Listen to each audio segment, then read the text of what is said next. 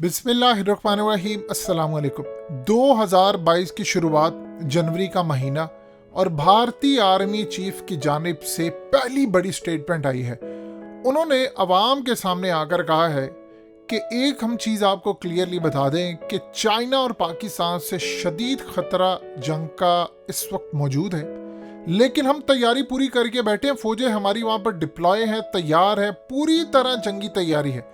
और अवाम को सिर्फ हम इतना बता देना चाहते हैं कि आप परेशान ना हो, ये जंग हम ही जीत कर आएंगे। हम चाइना को भी शिकस्त देंगे, हम पाकिस्तान को भी देंगे, ये जो मर्जी कर लें, जंग हम जीतने जा रहे हैं। देखिए, जब आपका आर्मी चीफ इस तरह की स्टेटमेंट देता है, आप देख लें जनरल कमर बाजवा ने इस तरह की कभी स्टेटमेंट नहीं दी। इस वीडियो की अहम डिस्कशन चलती रहेगी, लेकिन इससे पहले आप वीडियो को लाइक करें, हकीकत टीवी को सब्सक्राइब कर लें और बेल आइकन पर जरूर क्लिक करें। ये बात जरूर होती है कि जंगी खतरा है, हमारी तैयारी पूरी है, हम मुंह तोड़ जवाब देंगे। ये रवायती बातें तो दुनिया की हर मुल्क के अंदर होती हैं, लेकिन इस तरह की आप बात कहना कि आप बिल्कुल बेफिक्र हो जाएं, बस ये जंग जो भी होने वाली है हम उसमें जीतने जा रहे हैं, इसका ये मतलब है कि आपने क्लियरली जंग की तैयारी तो छोड़िए, जंग का फैसला कर लिया है। अब इनको जोम किस चीज़ का है? देखिए, अक्सर औकात ये समझते हैं कि ये जंग जीत जाएंगे। असल में जो इनके दिमागों में चीज़ है वो है 27 फरवरी के बाद का वाकया। हम तो अक्सर देखते हैं अपनी विक्ट्री 27 फरवरी को, लेकिन उससे अगर थोड़ा सा आगे आप देखें तो अभिनंदन के मामले के ऊपर इंडिया ने पाकिस्तान पर एटमी हमला करने की तैयारी की थी, और वो ये सोच रहे हैं कि जब हम पाकिस्तान पर एटमी हमला कर देंगे तो पाकिस्तान इसको सस्टेन नहीं कर पाएगा।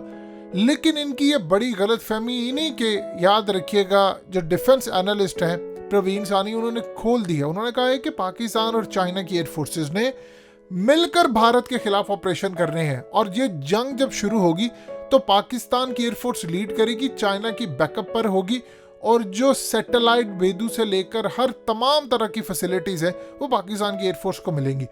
अब ये जो गुफ्तगू कर रहे हैं, असल में ये इस वक्त पैनिक क्रिएट कर रहे हैं भारत के अंदर। आप अपनी फौज को, हमारे लिए बल्कि फायदेमंद बात है। देखिए, आप जितना जोम के अंदर रहते हैं, 27 फरवरी से पहले भी यही सूरत हाल थी, हम ये कर देंगे वो कर देंगे, क्या हुआ? हमारे लिए फायदेमंद बात यह है कि इनकी धमकियों के बाद ये रिलैक्स हो जाते हैं। जब ये रिलैक्स हो जाते हैं, ये तो अपनी आवाम को और सबको बेवकूफ़ बनाने के लिए बात करते हैं, लेकिन इसके बाद फ़ायदा ये होता है कि जब आप इनको सरप्राइज देते हैं तो इनका मोराल बुरी तरह गिर जाता है। इनकी एयरफोर्स को अंदाज़ा है। देखिए, राफेल तैयारों ने, S-400 ने आपको अब जंग नहीं जितवानी, आप जो मर्जी कर लें। इसराइल ने शाम के अंदर क्या S-400 को डिच नहीं किया? क्या राफेल तैयारे इजिप्ट के पास नहीं है? मिस्र के पास भी है। क्या मिस्र इस काबिल है कि वो लड़ सके? तो ये सूरत हाल आप अच्छी तरह समझ लें। जंग इस दफ़ा वैसी नहीं लड़ी जाएगी। जंग असल में जो होने जा रही है वो भारत के अंदर से पहले फितना उठेगा, और शदीद उठेगा, और उठ रहा है। उसके बाद असल में लड़ाई होगी। अब जिस तरफ इनके आर्मी चीफ लेकर जा रहे हैं, उन्होंने असल में शुरुआत कर दी है इस चीज़ की कि हम तैयार हैं और हमने ये जंग जीत कर आनी है, आप जो मर्जी कर लें। उनके दिमागों में ये चीज़ है कि हम एटमी हमला कर देंगे, और मोदी जितना खतरनाक हुआ पड़ा है उसने गो हेड दिया हुआ है कि अगर हमें इक़्तिदार से उतारा। देखिए, ये बिल्कुल स्ट्रेटजी वही है जो अल्ताफ हुसैन वाली थी। अल्ताफ हुसैन को जब पाकिस्तान के इदारों ने कैप्चर किया, उसकी पार्टी तोड़ने का फैसला किया, उसने असल में प्लान ये कर लिया था कि भारत के साथ मिलकर उसने पाकिस्तान के टुकड़े करने हैं, और वो प्लान पूरा कर चुका था, क्योंकि CIA का प्लान था 2015 में कि कराची को अलग करना। आप कराची को अलग कर लें, आप मुल्क तोड़ लें, बाकी क्या बचता है? तो इस सूरत हाल में जब आखिरी पीक पॉइंट पहुंच गया तो तब इदारों ने फैसला किया अल्ताफ हुसैन को छोड़ना नहीं है। उनकी पार्टी तोड़ी, उनको अलग किया, और वो जो प्लान था उसको ख़त्म किया, क्योंकि TTP और उसके अलावा दीगर जितने भी थे, कराची लावारिस बन चुका था। ये असल में स्ट्रेटजी थी उनकी कि पाकिस्तान के खिलाफ करना है। यही स्ट्रेटजी इस वक्त इनकी है। अल्ताफ हुसैन ने कहा था कि अगर मुझ पर हाथ डाला तो मैं कराची को अलग कर दूंगा, और ये वो तैयारी करके बैठा था। आप देखिए कि जब इदारों ने असलहा पकड़ा अल्ताफ हुसैन और इन सब से, कितना असलहा मिला था? 15 साल का। TTP के पास कितना था? 20 साल की जंग का। तो ये तो तैयारी पूरी करके बैठे हुए थे कि हमने अलग करना। इसी तरह मोदी की सूरत हाल है। आप यूपी के अंदर देख ले, इलेक्शन होने जा रहे हैं, उनकी कैबिनेट मिनिस्टर ने रिजाइन किया है। अभी रिजाइन किए उनको 24 घंटे नहीं हुए, और बीजेपी की पार्टी को छोड़कर वो दूसरी पार्टी की तरफ जा रहे हैं। तो आप अंदाजा कर ले कि योगी आदित्यनाथ ने उसके ऊपर अरेस्ट वारंट उसके जारी करवाकर केस करवा दिया कि तुमने 2014 के अंदर नफरत आमेज तकरीर की थी और अब तुम्हें हम छोड़ेंगे नहीं। अब ये सूरत हाल है वहां की। ये असल में खाना जंगी वहां से उठनी है, इन्होंने हम तक पहुंचना ही नहीं है। बाद में सूरत हाल जो भी होगी, हमारी स्ट्रेटजी ये है कि वेट एंड सी की पॉलिसी सामने रखें। कि फौज में एक बड़ी जबरदस्त पॉलिसी होती है कि अगर आपका दुश्मन खुद तबाह हो रहा है तो उसको डिस्टर्ब नहीं करते। यानी आप अगर उनको ये कहेंगे कि हमारे पास ये हथियार है, हम ये करेंगे वो करेंगे, तो इसका मतलब है कि आपने मुतवज्जा कर दिया उसको अपनी तरफ कि देखो हम ये करने जा रहे हैं तो तुम भी तैयार रहें। वो खुद तबाह हो रहे हैं, हमें उनको तबाह करने की जरूरत नहीं है।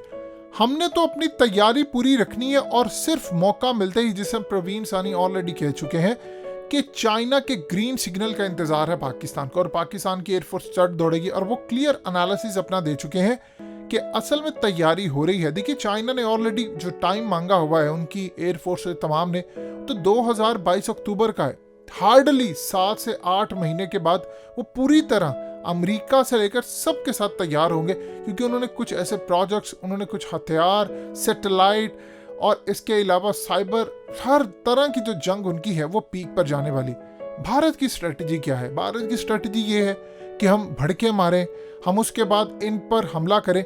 देखिए अगर वो ये समझ रहे हैं कि आप INS विशाखापत्तनम या कोई और भी चीज़ है, यहाँ से आप हमला करेंगे, ब्रह्मोस मिसाइल और दूसरी तीसरी, हमारे पास इसका तोड़ ऑलरेडी मौजूद है, आप बर्दाश्त नहीं कर पाएंगे।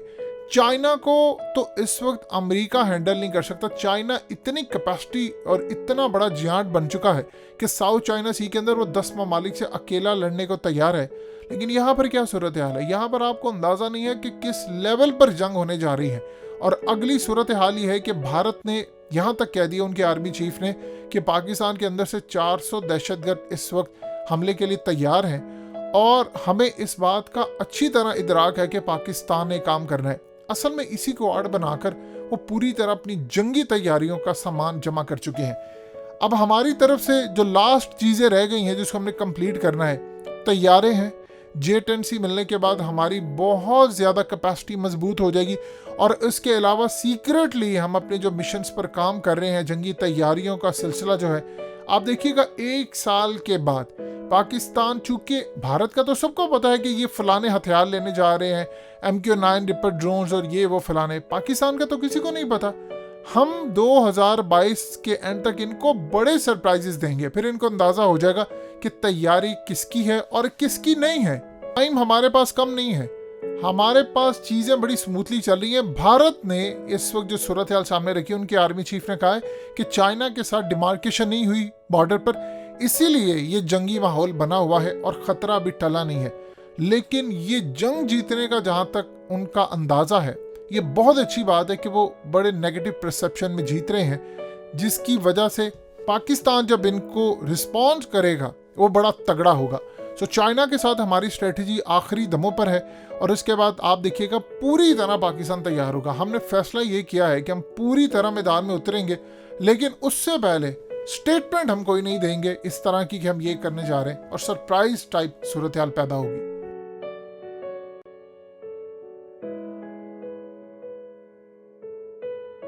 हकीकत टीवी को सब्सक्राइब करना मत भूलें, वीडियो को लाइक करें, शेयर करें और कमेंट सेक्शन में अपनी राय का इजहार ज़रूर करें।